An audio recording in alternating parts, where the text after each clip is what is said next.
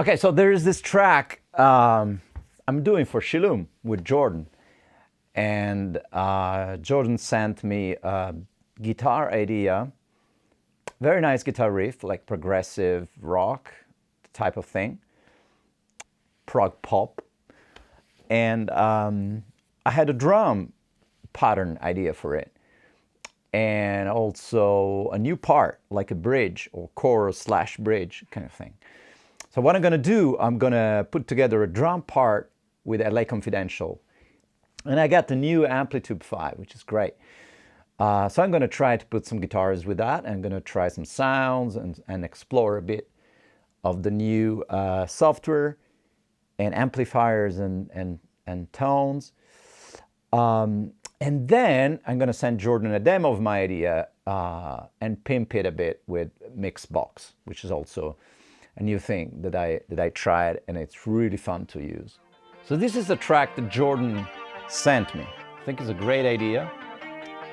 This is exactly how I got it from Jordon.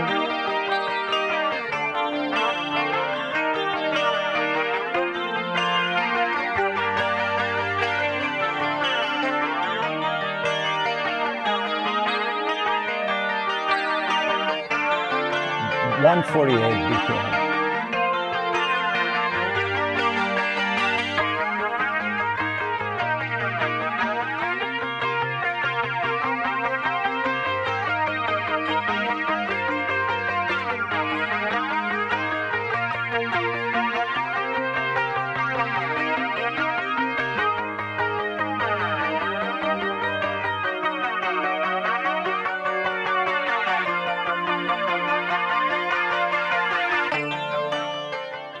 Very nice, very inspiring guitar riff, chord progression. So let's dive into it. Let's try something. So going through the library of LA Confidential, and remember that when I recorded the beats, there was something that really worked well for this type of thing. So I looked for something somehow in the range of 148, and I found 138. 2 beats from Fernando Sanchez and 1 from Tim, like this one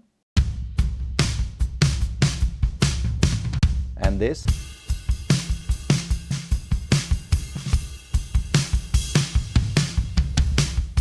Very nice fill. Then there's this guy here, it's called Tiki Ricky, but it has this variation here, which is very nice.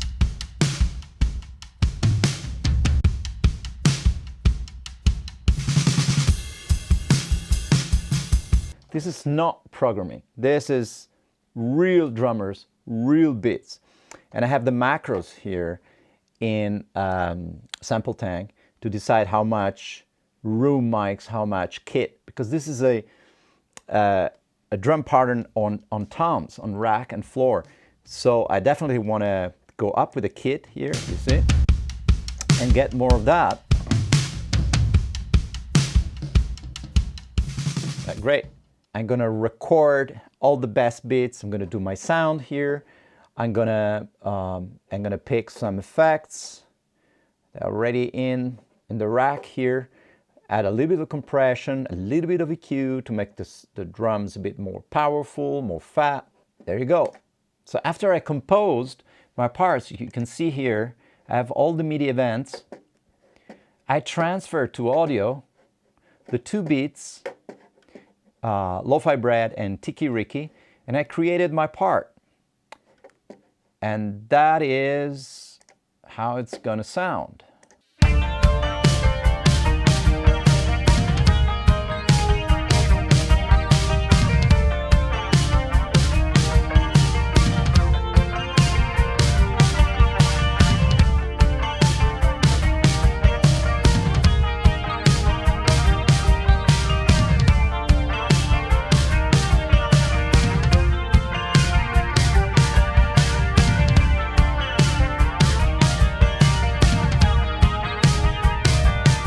So now it goes to the pre-chorus or chorus, depending on the vocals and the melody line.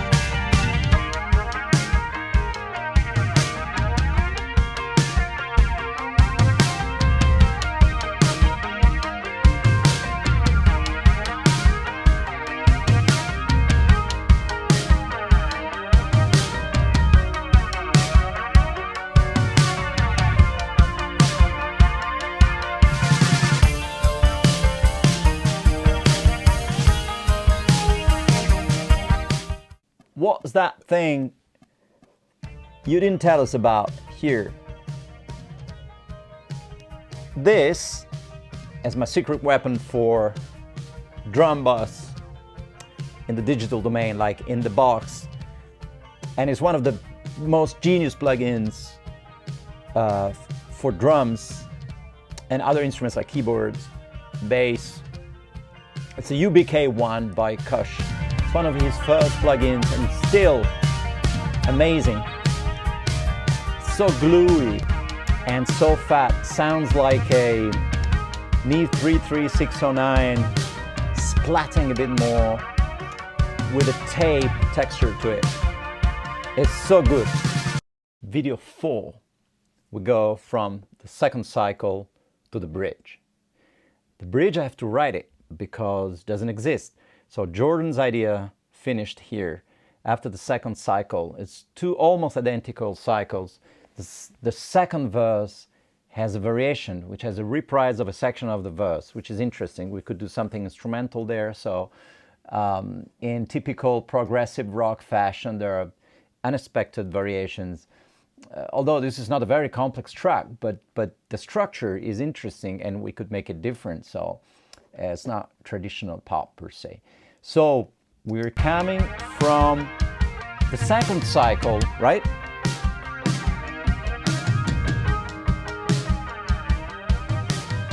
And this is where I want to add something new.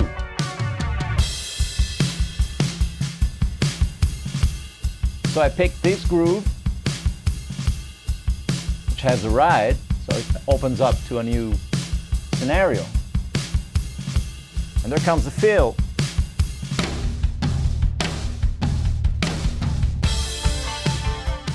So Jordon is going to play the real drums on this one, but these are good enough to give you a vibe of the song. If I programmed it, it wouldn't have been the same. It would have been very complex to program this. Using LA Confidential, I have all the imperfection of a real drummer and the vibe and the musicality of him. It's almost like he played this track. I mean, it's great. I have a degree of control with the macros in Sample Tank 4 to mix the drums, more kick, more snare, because I recorded the drums in 6-track, multi-track, loops. So video 5, the first Amplitube 5 guitar.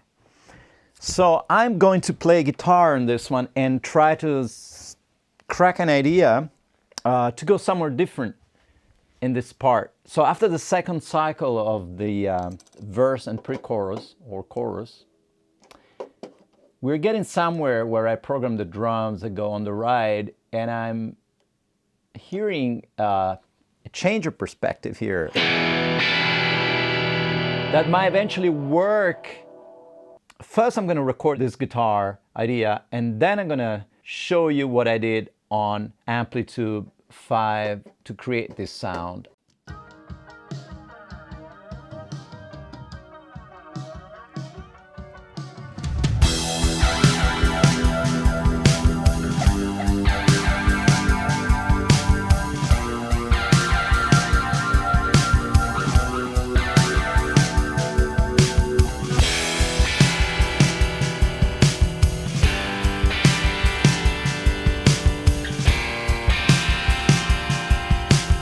Okay, there is a pitch shifter.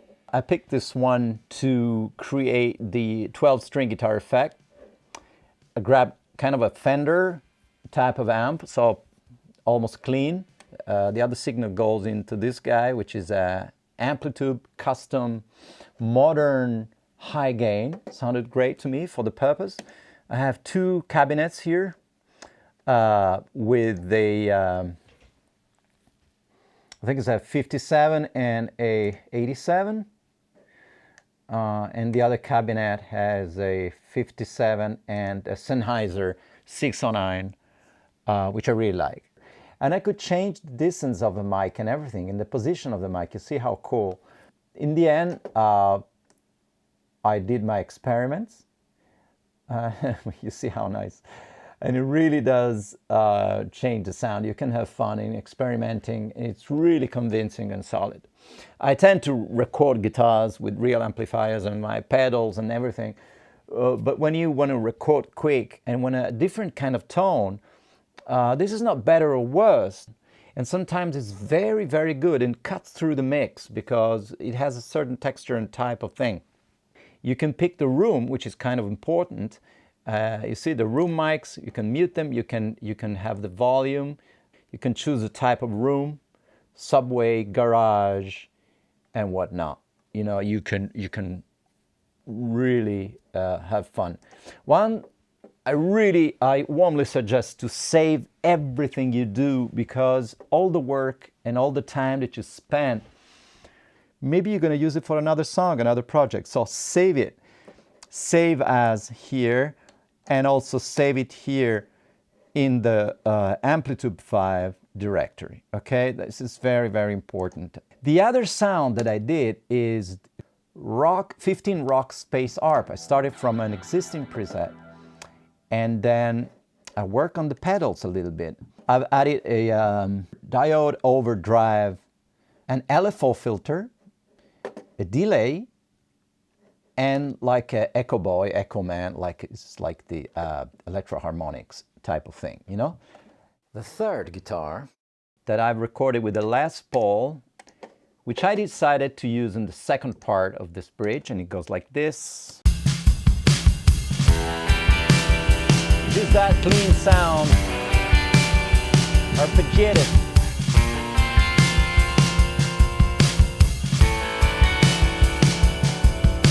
And the final one is a Telecaster, but it's like a vintage amp with a phaser.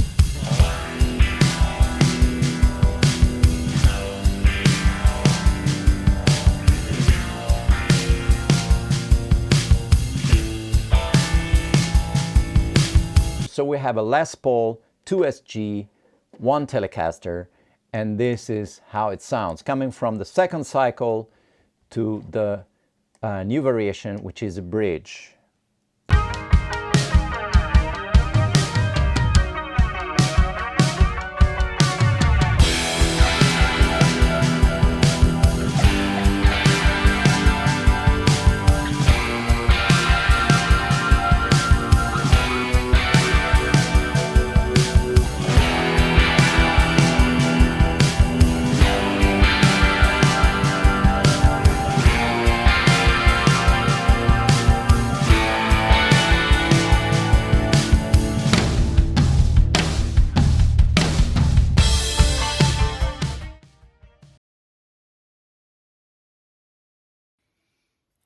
So now we're calling Jordon, and I'm gonna ask him a couple of questions about the guitars, the original idea, if you still remember when he recorded that, which guitar he used and which amplifiers and so forth.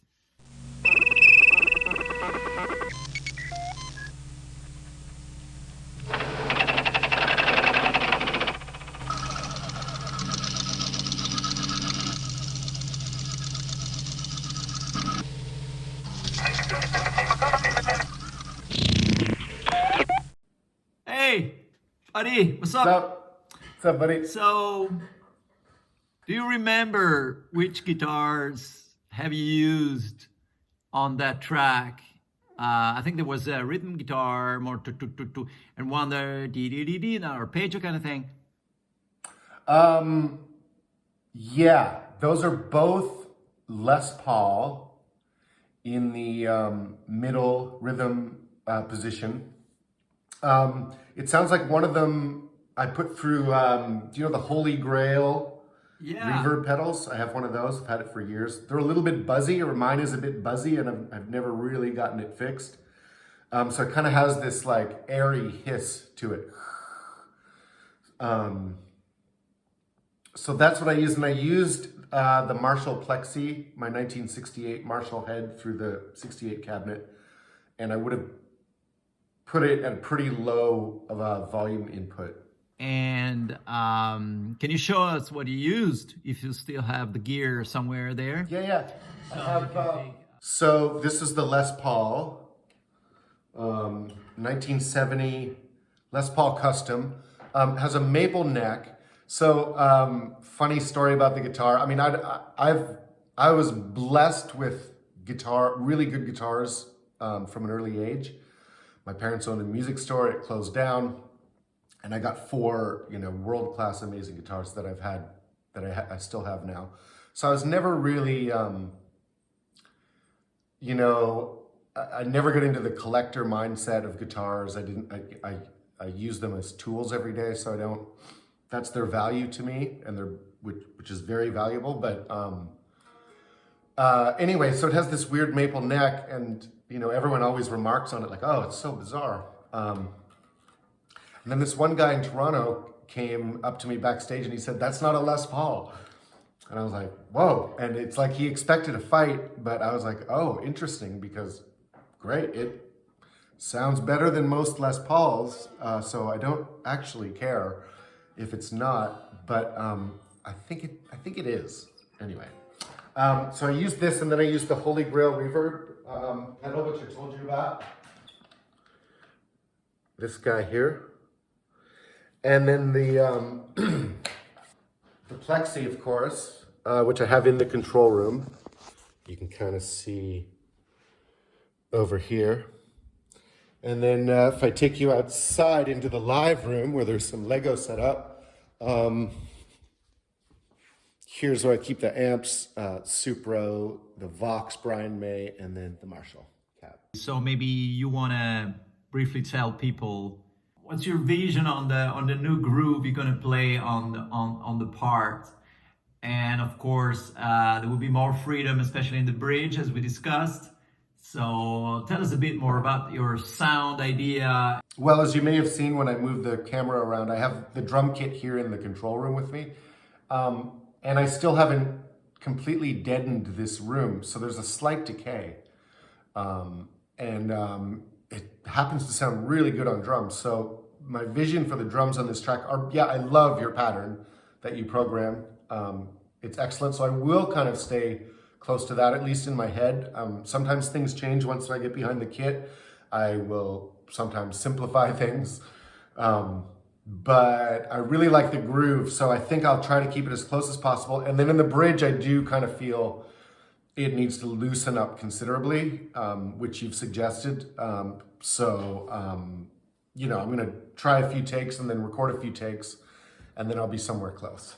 All right, I look forward to get your drums and play the bass again. And then I'll see with the guitars, timing, my new guitars, if they're fine. I mean, it's not a complex part, so I suppose I will move them a bit to fit with your new drum performance. So I look forward to get your drums, and then we'll go from there. Cheers, mate. Sounds good. See ya.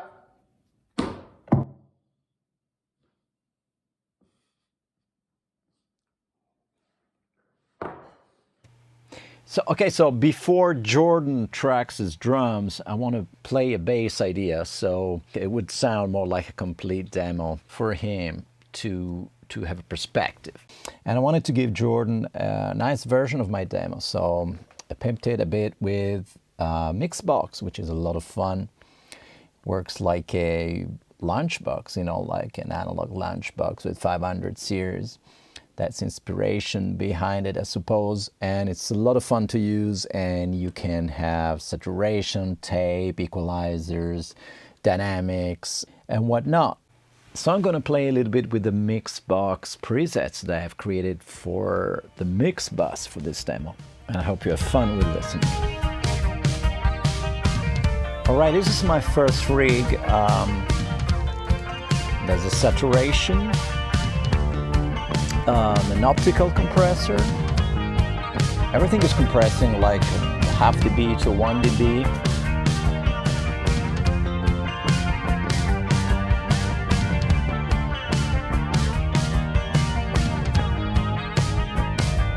Then a Fairchild type compressor, still very little compression, and the release time is set to automatic 6. And then a Pultec type of EQ with a boost on 30 for the sub, and some air on 10 or 8 usually. Bypass, and active. go to another preset. This is the SSL type of compression.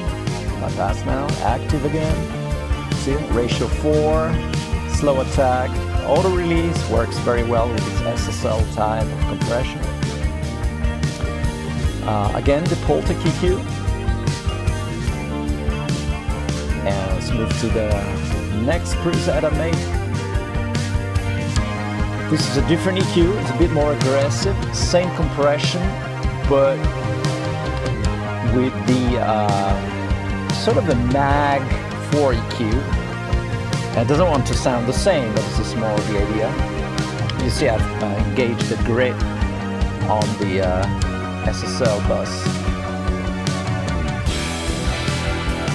It's more mid-rangey EQ. Again, one with just the optical and the right EQ. This is very conservative type of compression. Very clean. And another one with the more complex chain. That's again the saturation, the optical, the 670 Fairchild. Okay, there we go, the optical in, the Fairchild in, a little bit more of input. So we have a little bit more compression, just up to 1 dB. And then this channel strip, which also has a compressor. I didn't think it worked great on the mix, but it would work on individual instruments. You see there's an air frequency, very interesting. Mid-range, I suppose I boosted 3K for definition. Here is another screen of the Mixbox. The sidechain possibilities. And then we have this very interesting wet and dry control, you see? I can attenuate the amount of effect. So I'm going up here with the Fairchild and less of the optical, and then back in with the optical. More or less EQ, very nice. Maybe less saturation on this one.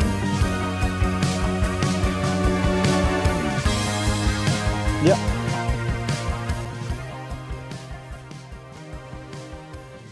So you see, it was great fun working with LA Confidential to put together a drum part for this track after I got this guitar idea from Jordon. What I really like about using real loops as opposed to programming drums is that it's way more exciting to play bass or guitars or whatever on the track with the performance of a real drummer.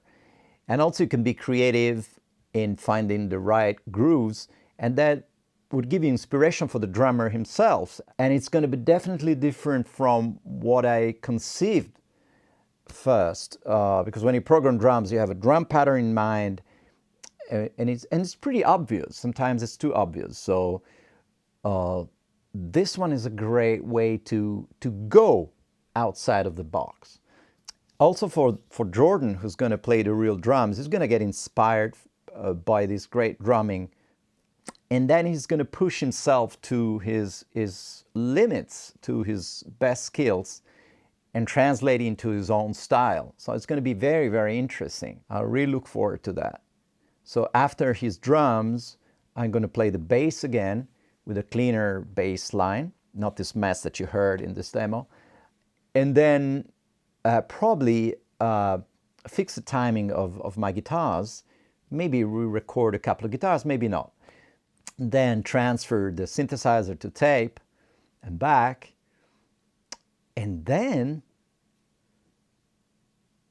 I'm going to sing this track. And I'm going to ruin it all. No, I hope not. So it's all for now.